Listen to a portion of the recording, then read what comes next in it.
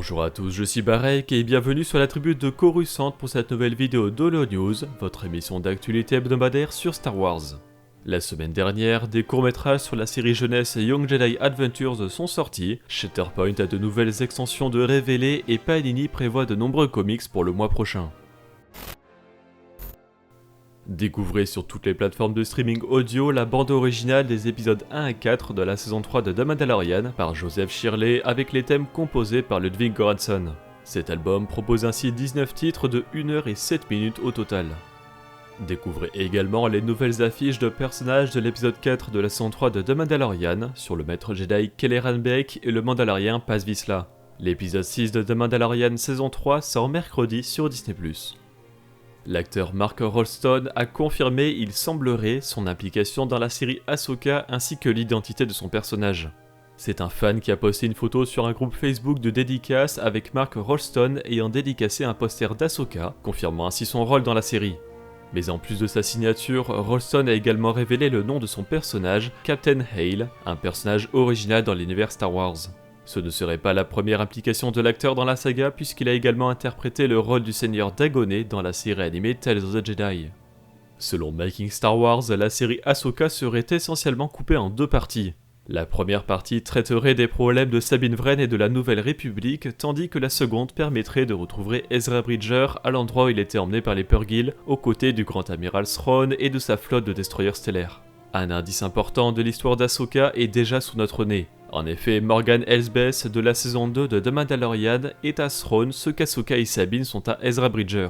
Les deux factions veulent que leurs Jedi ou leurs Chiss rentrent à la maison, et en cela leurs missions sont quelque peu identiques. Des sources de Making Star Wars indiquent donc qu'Elsbeth serait présente dans la série Ahsoka. Selon la rumeur, elle extrairait les ressources de la planète Corvus pour construire un vaisseau capable de ramener le grand amiral Thrawn. Morgan Elsbeth serait une alliée de Baylan, un ancien Jedi survivant de l'ordre 66 qui aurait pris une certaine Shin comme apprenti.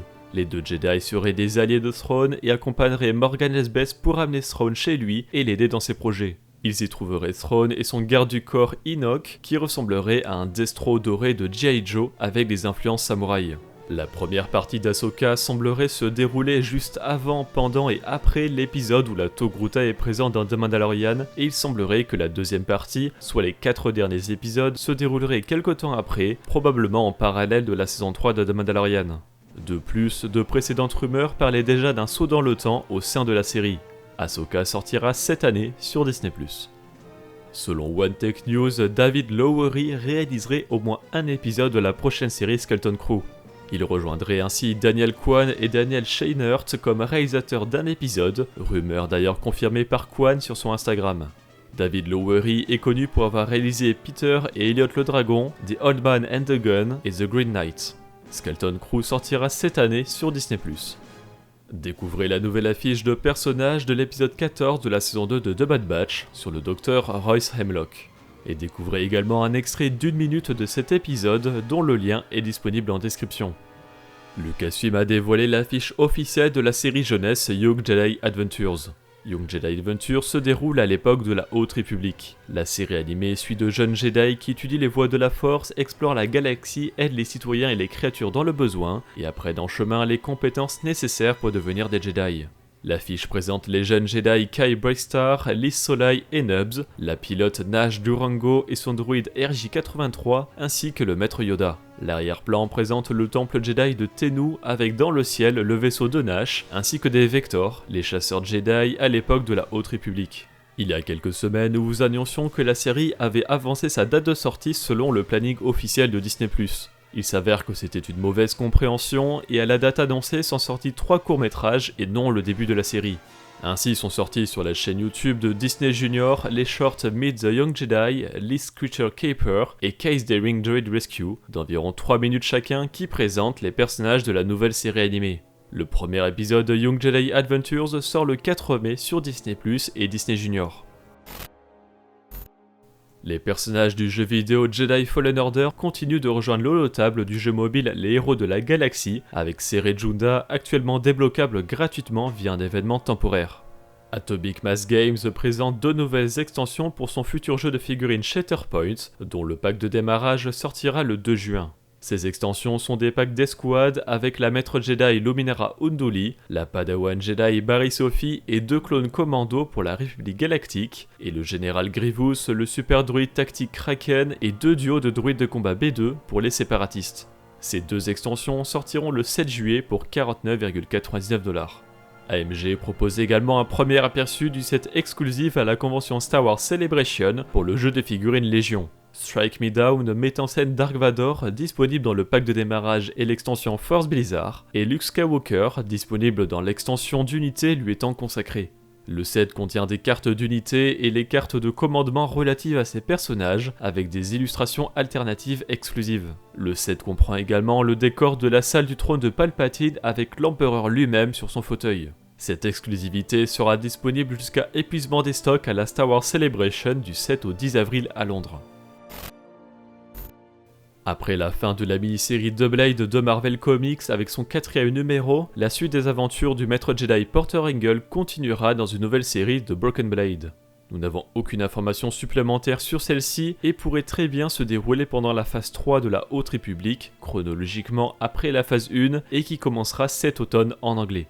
Panini Comics présente ses nombreuses sorties pour le 3 mai prochain. La collection L'équilibre de la force proposera 6 volumes de republication de comics à 6,99€ l'unité. On retrouvera ainsi le tome 1 Star Wars avec les numéros 1 à 6 de Star Wars 2015, le tome 2 Dark Vador avec les numéros 1 à 6 de Darth Vader 2015, le tome 3 Obi-Wan et Anakin avec les numéros 1 à 5 d'Obi-Wan et Anakin, le tome 4 Dark Maul avec les numéros 1 à 4 de Darth Maul Son of Dathomir, le tome 5 Chewbacca avec les numéros 1 à 6 de Chewbacca, et le tome 6 Cible Vador avec les numéros 1 à 6 de Target Vader. Le tout sera également disponible dans un coffret collector limité à 2000 exemplaires accompagné de 6 lithographies. Toujours le même jour sortira le premier tome d'Hidden Empire en souple et cartonné, le début du dernier chapitre de la saga de l'Aube écarlate. Le 100% Star Wars Obi-Wan reviendra sur le passé du Jedi à différentes époques de sa vie dans une mini-série en un seul tome. Enfin, Star Wars Verse Dark Vador inaugure une nouvelle collection d'anthologies à petit prix. Fort du succès de la collection Marvelverse, Panini Comics a étendu le concept à Star Wars. Chaque album se focalise sur un personnage présentant une sélection de récits en 112 pages. Le 19 avril sortira le tome 2 de l'adaptation en manga de Nomidobi du roman de Claude Agré, Leia Princesse Alderaan chez Pocket. Ce n'est techniquement pas le dernier tome de cette adaptation, mais c'est le dernier publié pour le moment, que ce soit au Japon ou aux États-Unis. En effet, la suite n'est toujours pas sortie en raison de problèmes de santé de l'auteur et dessinateur, le mangaka Ariuchi. Découvrez un extrait du tome 1 de l'adaptation en manga de The Mandalorian de Nomidobi via le lien en description. Ce premier tome traite du premier épisode de la série Disney+, ainsi que de la moitié du deuxième. Découvrez également les extraits des comics Star Wars numéro 33 et Hidden Empire numéro 5.